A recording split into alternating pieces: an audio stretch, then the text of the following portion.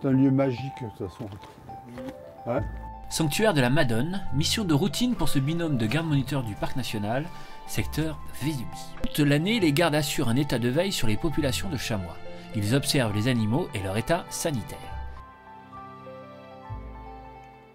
Patrick Corméa, garde-moniteur, spécialiste des ongulés, part observer le rut du chamois sur le site de la Madone des Fenestres.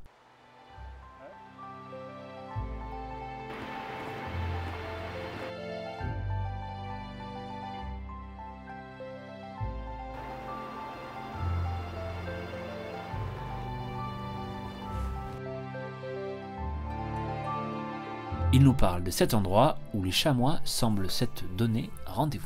Ce lieu leur convient parfaitement. Il est en forme de cuvette, de parabole, face assez pentue.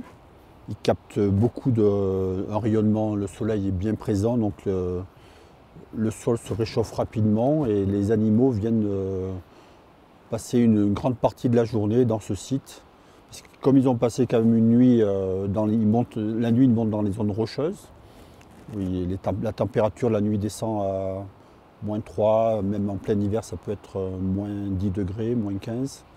Donc ils ont besoin de se recharger les batteries. Et en même temps ils trouvent sur ce site de la nourriture. Parce qu'ils ont quand même besoin de... Comme c'est un ruminant, il a besoin de manger tous les jours. Mais là on a de très belles relations au sein du Neuhardt.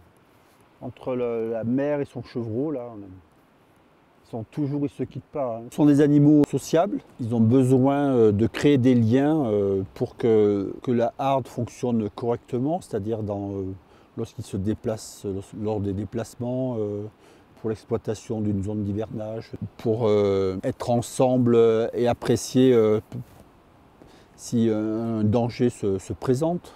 Il faut qu'ils se reproduisent en fonction de la durée de la gestation. Les jeunes chevreaux naissent au printemps. En novembre, c'est donc l'époque de reproduction du chamois, le rut. Les hardes sont rassemblés sur ces petits espaces où règnent un ou deux mâles dominants. Il y a toute une ritualisation pendant cette période. Derrière les cornes, les mâles possèdent des glandes, ce qu'on appelle rétrocornales, qui produisent donc une odeur. Et ils vont circuler dans leur territoire, marquer les arbustes, pour montrer leur présence, faire comprendre aux autres mâles de la présence de celui-ci. Les femelles vont rentrer en œstrus, ça dure 2-3 jours, et donc les mâles sont à la recherche de ces femelles pour s'accoupler. Chaque mâle marque son territoire, et il va circuler sur cet espace pour essayer de couvrir le plus grand nombre de femelles. Voilà. Chez le chamois, c'est comme ça. Le mâle dominant veille sur ses femelles, gare aux jeunes imprudents téméraires.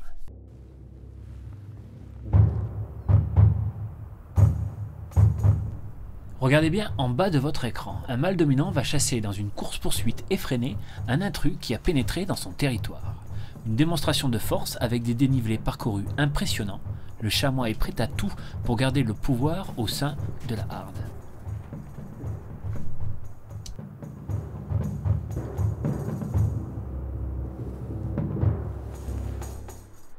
Pas même le renard ne lui fait peur. Appréciez la réaction du chamois lorsqu'ils se croisent.